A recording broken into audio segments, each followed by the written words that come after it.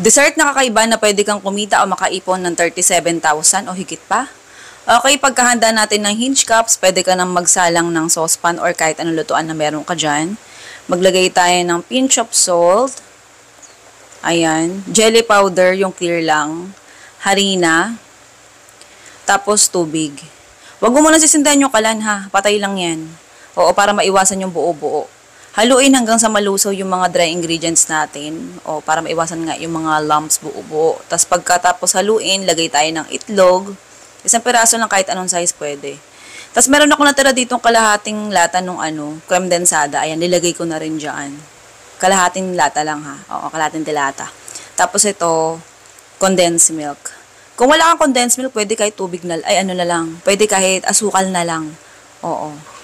Yan, ganyan lang kahina yung apoy, as in, sobrang hina lang. Pagkasindi ng kalan, tuloy-tuloy lang halo niyan. Oo, mga lutuin mo siya mga 8 minutes, 8 to 10 minutes. Yan, tapos pagkatingin mo, sobrang malapot-lapot na siya o papunta pa lang sa lapot, ayan, pwede mo na siyang isalin sa hinge cups. Paalala, kailangan sobrang bilis mo maghalo, kaya mas maganda kung meron kang katuwang, kasi mabilis itong mamuo. Oo, yung mixture nito sobrang bilis mamuo.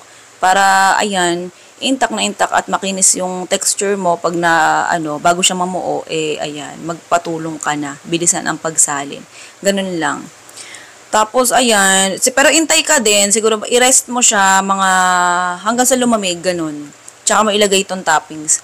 Ang nilagay kong toppings dito, ito, coco jam. Oo, dapat kasi, caramelize na asukal lang ilalagay natin dito pang toppings. Pero kasi naisipan ko, meron naman kaming coco jam na palaman, magkakulay naman sila at mas malasa naman to. Ayan, para hindi na masyadong time consuming, coco jam ang nilagay ko. Tsaka naisip ko, additional flavor din siya. Ayan, kaya ito na yung nilagay ko.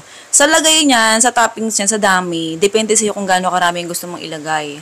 Oo, ganun lang ha. Pero kung tingin mo mas mahal ang costing nito kung coco jam ang ilalagay, asukal ka na lang. Oo, kung trip mo lang ha. Tapos lagay mo siya sa rep.